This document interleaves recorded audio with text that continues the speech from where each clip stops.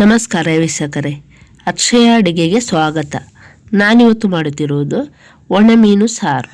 ತುಂಬ ಟೇಸ್ಟಾಗಿರ್ತದೆ, ಬೇಗನೆ ಮಾಡಿಕೊಳ್ಬೋದು, ಬ್ಯಾಚುಲರ್ಗೂ ಮಾಡ್ಬೋದು. ಅದನ್ನು ಮಾಡಲಿಕ್ಕೆ ಬೇಕಾಗಿರುವ ಸಾಮಗ್ರಿಗಳು.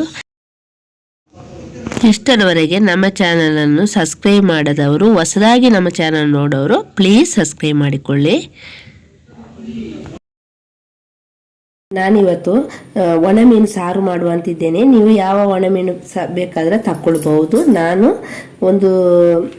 ಇದು ಕೊಲತ್ತರು ಅಂತ ಹೇಳ್ತಾರೆ, ಮತ್ತು ಇದು ಸಿಲ್ವರ್ ಫಿಶ್ ಅಂತ ಹೇಳ್ಬೋದು. ಒಂದು ಇಷ್ಟು ತಗೊಂಡಿದ್ದೇನೆ. ಇದನ್ನು ಸಾರು ಮಾಡಲಿಕ್ಕೆ ತುಂಬ ಟೇಸ್ಟಾಗಿರ್ತದೆ ಈ ಒಣಮೀನು ಸಾರು ಮಾಡಿದರೆ. ನೀವು ಮಾತ್ರ ಯಾವುದು ಮೀನು ಉಂಟು ಅದು ತಕ್ಕೊಳ್ಳಿ ಒಣಮೀನು. ಇದಕ್ಕೆ ಒಂದು ಉದ್ದ ಮೆಣಸು ಒಂದು 5 ತಗೊಂಡಿದ್ದೇನೆ. ಇದು ಕಲರಿಗೆ ಇದು, ಮತ್ತು ಒಂದು 4 ಗಿಡ್ಡ ಮೆಣಸು. ಇದು ಖಾರಕ್ಕೆ ನಿಮಗೆ ಅನುಗುಣವಾಗಿ ತಗೊಳ್ಳಿ, ಖಾರಕ್ಕೆ ತಕ್ಕ.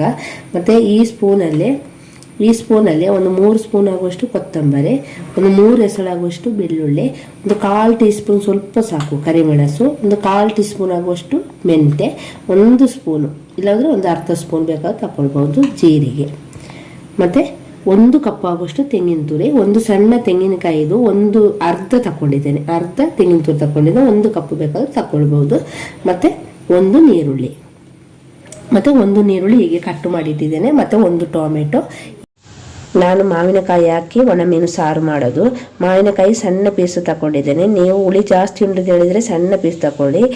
ಮಾವಿನಕಾಯಿ ಇಲ್ಲದವರು ಹುಣಸೆ ಹುಳಿ ಸ್ವಲ್ಪ ತಗೊಳ್ಬಹುದು. ಒಂದು ಬೌಲ್ ತಗೊಂಡಿದ್ದೇನೆ, ಅದಕ್ಕೆ ಈಗ ನೀರು ಹಾಕಿಕೊಳ್ಳಿ.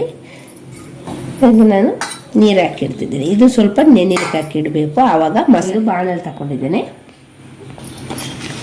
ಈಗ ಬಾಣಲಿಗೆ ಉದ್ದ ಮೆಣಸು ಹಾಕಿಕೊಳ್ಳಿ, ಮತ್ತು ಗಿಡ್ಡ ಮೆಣಸು ಹಾಕಿಕೊಳ್ತಿದ್ದೇನೆ. ಕರಿಮೆಣಸು ಸ್ವಲ್ಪ ಹಾಕಿದ್ದು, ಒಂದು 1/4 ಟೀ ಸ್ಪೂನ್ ಮೆಂತೆ ಹಾಕಿ ಸ್ವಲ್ಪ ಹುರಿಯಿರಿ. ಮತ್ತು ಅದಕ್ಕೆ ಬೆಳ್ಳುಳ್ಳಿ ಹಾಕಿದ ಮೇಲೆ ಜೀರಿಗೆ ಹಾಕಿಕೊಳ್ಳಿ, ಕೊತ್ತಂಬರಿ ಹಾಕಿಕೊಳ್ತಿದ್ದೇನೆ. ಹಾಕಿ ಇದನ್ನು ಸ್ವಲ್ಪ ಹುರಿ. ಇದು ಬೇಗನೆ ಆಗ್ತದೆ ಸಾರು, ದಿಢೀರಾಗಿ ಬೇಗನೆ ಮಾಡಿಕೊಳ್ಬೋದು. ಒಣಮೀನು ಸಾರು ತುಂಬ ಟೇಸ್ಟಾಗಿರ್ತದೆ. ಸ್ವಲ್ಪ ಕಲರೆಲ್ಲ ಚೇಂಜ್ ಆಗಿದೆ, ಸಾಕು. ಕೊತ್ತಂಬರಿ ಜೀರಿಗೆಲ್ಲ ಗ್ಯಾಸ್ ಆಫ್ ಮಾಡಿದ್ದೇನೆ. ಈಗ ಒಂದು ಮಿಕ್ಸಿ ಜಾರಿಗೆ ಹಾಕಿಕೊಳ್ತಿದ್ದೇನೆ.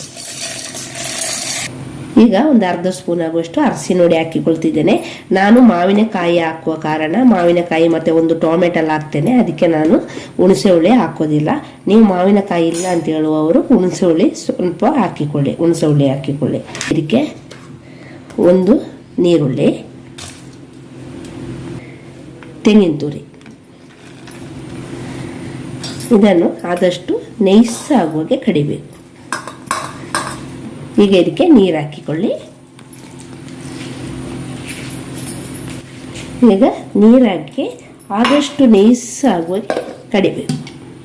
ನೋಡಿ, ನೈಸ್ ಆಗುವಾಗೆ ಕಡಿತಿದ್ದೇನೆ. ಕಡಿಯೋಕೆ ಬೇಕಾದರೆ ಸ್ವಲ್ಪ ನೀರು ಹಾಕಿ ನೈಸ್ ಆಗುವಾಗೆ ಕಡಿ. ಈಗ ಇದು ಒಣಮೀನು ಸಾರನ್ನು ಮಣ್ಣಿದು ಪಾತ್ರೆಯಲ್ಲೇ ಸಾರು ಮಾಡ್ತಿದ್ದೇನೆ. ನಿಮಗೆ ಇದ್ರೆ ಮಾಡಿ, ಇಲ್ಲಾಂದ್ರೆ ಬೇರೆ ಪಾತ್ರೆಯಲ್ಲಿ ಮಾಡಿಕೊಳ್ಬೋದು. ಇದಕ್ಕೆ ಈಗ ಕಡ್ದಿಟ್ಟ ಮಸಾಲೆ ಹಾಕಿಕೊಳ್ತಿದ್ದೇನೆ.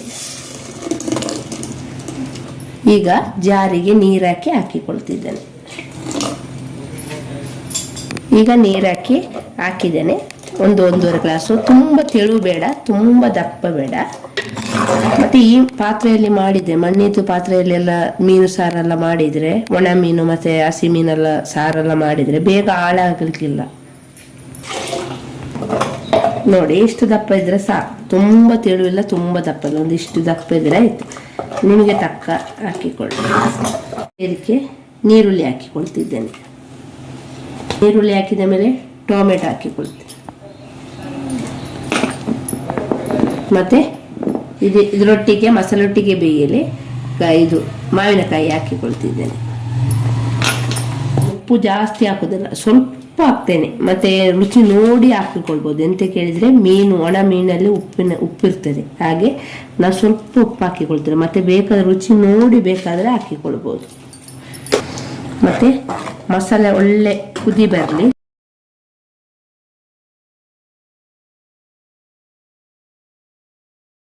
ಈಗ ನೋಡಿ ಮಸಾಲೆ ಎಲ್ಲ ಒಳ್ಳೆ ಕುದಿ ಬಂದಿದೆ.